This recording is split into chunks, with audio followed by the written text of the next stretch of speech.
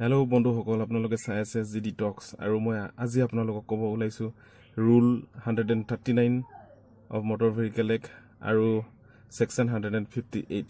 এই দুটা ৰুল আৰু ছেকশ্যন জানিলে আপুনি কেতিয়াও পুলিচক ফাইন দিব নালাগে, কাৰণ এই দুটা ছেকশ্যনত কিছুমান এনেকুৱা কথা লিখা আছে যাৰ বাবে আপুনি সেই ফাইনৰ পৰা হাত সাৰিব।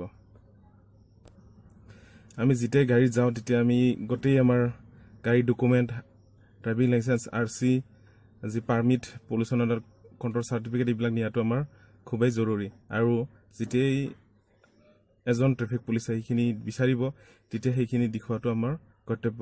কিন্তু আমি যদি সেই বস্তুখিনি নিব পাহৰিছোঁ, যিখিনি আমাৰ নথি পত্ৰ আমাক লাগে, driving licence, RC, pollution under control certificate, permit, এইবিলাক আমি ইঞ্চুৰেঞ্চ কপি, সেইবিলাক যদি আমি নিব পাহৰিছোঁ, কিন্তু নোৱাৰাৰ ফলতো তেখেতসকলে চালান কাটিব বিচাৰিছে, তেতিয়াহ'লে মই আপোনালোকক যি ৰুল 139ৰ কথা কৈছোঁ সেই কথাটো আপোনালোকে তেখেতসকলক দেখাব পাৰে।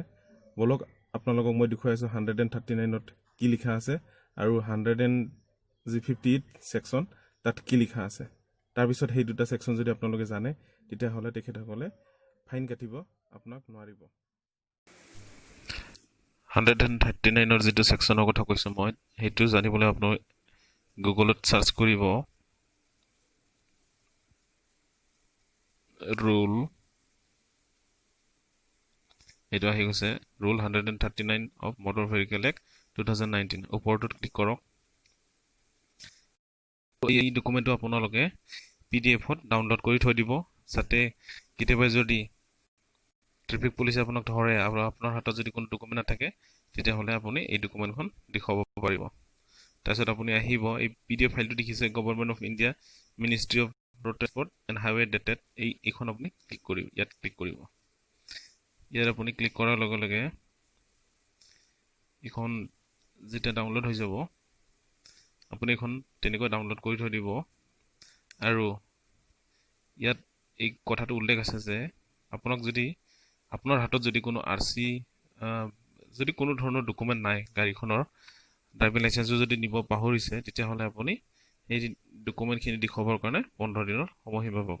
ইয়াত আপুনি চাওক 2 নম্বৰ পইণ্টটো চাব, legal provision under motor vehicle act 1988 and the information technology act. ইয়াত 1 নম্বৰ পইণ্টটো চাব, as per the recent amendment dated 2 November 2018। এইখনত লিখা আছে,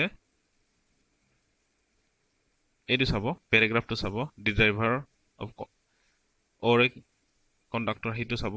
তাত লিখা আছে যে কোনো ধৰণৰ যদি আপুনি RC নিবৰ কাৰণে যদি পাহৰিছে বা ৰেজিষ্ট্ৰেশ্যন চাৰ্টিফিকেট যদি আপুনি নিব পাহৰিছে, তেতিয়াহ'লে আপুনি সেই ডকুমেণ্টখিনি যেতিয়াই পুলিচ এজনে ধৰিব সেইখিনি দেখুৱাবৰ কাৰণে আপুনি 15 দিনৰ সময়সীমা পাব। আৰু 15 দিনৰ সময়সীমাত সেই যিটো ডকুমেণ্ট দেখুৱাব সেইটো যদি দূৰত ধৰিছে তেতিয়াহ'লে সেইখিনি আপুনি ৰেজিষ্টাৰ্ড কৰি পঠাব পাৰে।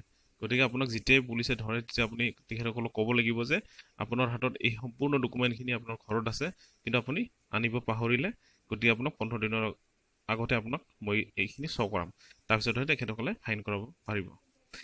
সম্পূৰ্ণভাৱে এই কথাখিনি লিখা আছে, আপোনালোকে পঢ়ি চাওক আৰু এইখন ডকুমেণ্ট আপোনালোকে ডাউনলোড কৰি ৰাখি থৈ দিব।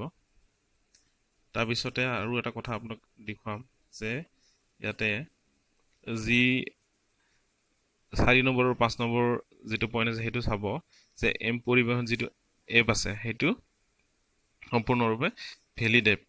আৰু যি ডিজি লকাৰ এপ, সেই ডিজি লকাৰ এপতো যদি আপুনি গোটেই ডকুমেণ্টখিনি যদি আপুনি ৰাখি থৈ দিয়ে, এই ৰাখি থৈ দিয়াৰ ফলত সেই ডিজি লকাৰ এপতো যদি আপুনি যি আপোনাৰ RC, registration certificate, driving licence আছে সেইখিনি তেখেতসকলক দেখুৱালেও আপোনাৰ সেইটো ভেলিড বুলি ধৰা হ'ব। এইটো হ'ল 139, এইটো আপোনাৰ ৰাখি থৈ দিব। তাৰপিছত মই আপোনালোকক দেখুৱাইছোঁ ছেকশ্যন 158, তাত কি লিখা আছে।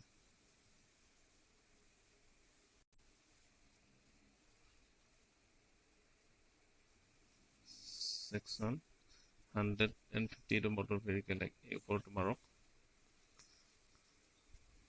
তো ইয়াতে আপুনি চাব, ওপৰটোতে ক্লিক কৰক। ইয়াত লিখা আছে যে আপোনাৰ যদি কোনো ধৰণৰ এক্সিডেণ্ট বা কিবা হয়, কিন্তু আপোনাৰ তেতিয়া সেই সময়ত আপোনাৰ ডকুমেণ্ট নাছিলে, এইখিনি আপুনি পঢ়ি চাব। তেতিয়া লগত যদি চাৰ্টিফিকেট, ইঞ্চুৰেঞ্চ চাৰ্টিফিকেট এইবিলাক যদি আপোনাৰ হাতত নাছিলে আৰু যদি আপোনাৰ কিবা কাৰণত এক্সিডেণ্ট হৈ গ'ল, এই 2 নম্বৰ পইণ্টটো চাওক।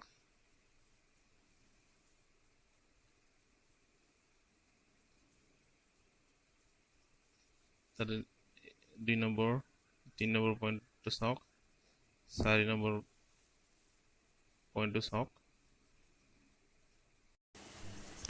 ইয়াত যিটো ছেকশ্যনৰ কথা কোৱা হৈছে 158ত, তাত এটাই মাত্ৰ কণ্ডিশ্যন আছে যে আপোনাৰ যিখিনি ডকুমেণ্ট, সেই ডকুমেণ্টখিনি 7 দিনৰ ভিতৰত যিকোনো এক্সিডেণ্ট হ'লে আপুনি দেখুৱাব পাৰিব।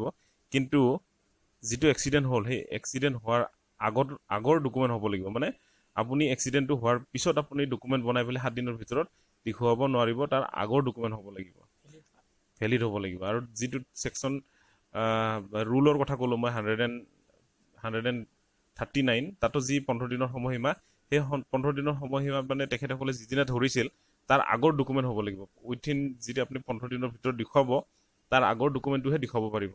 এইটোৱেই কণ্ডিশ্যন। গতিকে এইখিনি আপোনালোকে ভালদৰে চাই লওক আৰু যিটো ডকুমেণ্ট আছে সেইটো ৰাখি থৈ দিব, যাতে পুলিচক আপোনালোকে দেখুৱাব পাৰে। যদি ভিডিঅ'টো ভাল লাগিছে তেতিয়াহ'লে লাইক কৰক, ছাবস্ক্ৰাইব কৰক। ধন্যবাদ আৰু শ্বেয়াৰ কৰি দিয়ক। নমস্কাৰ।